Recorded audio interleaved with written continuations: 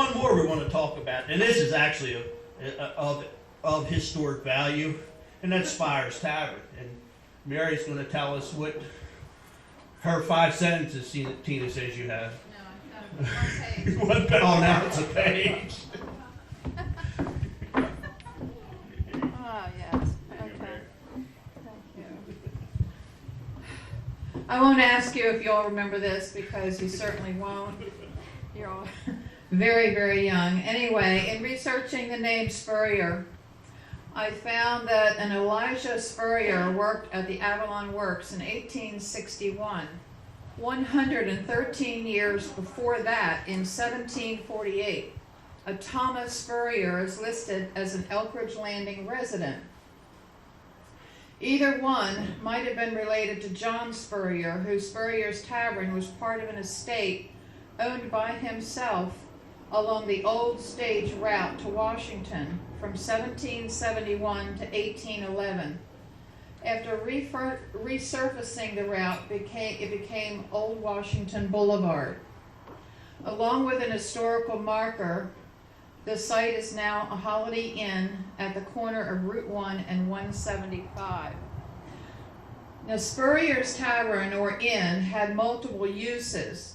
In 1796, it was described by Thomas Twining, a British passenger on a stage trip from Baltimore to Georgetown, as a solitary inn where a substantial American breakfast could be found.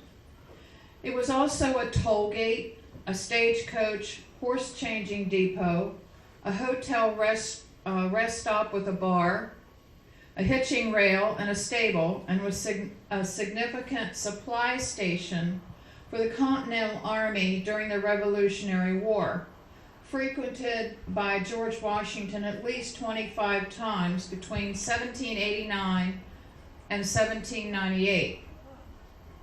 G.W.'s diary on display at Mount Vernon reflects himself as a lodger and a diner there.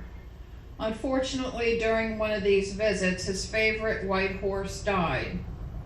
The horse was also buried there. In 1800, the census for Anne Arundel County was posted there. Perhaps also a son or brother of John, there was a William Spurrier, who might have been its innkeeper, and who was nevertheless known as the Old Patriot. In 1802, a baby was born there. In June 1811, Spurrier's estate was sold to Rosalie Calvert, and by the end of the War of 1812, the inn was renamed Waterloo by an anti-Napoleon innkeeper.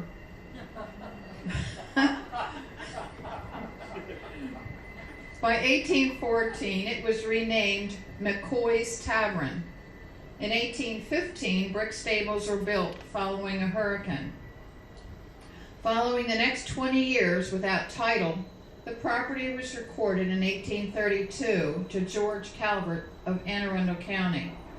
The tavern burned down in 1835 at a time when Irish and German B&O work teams were fighting and burning each other's camps nearby.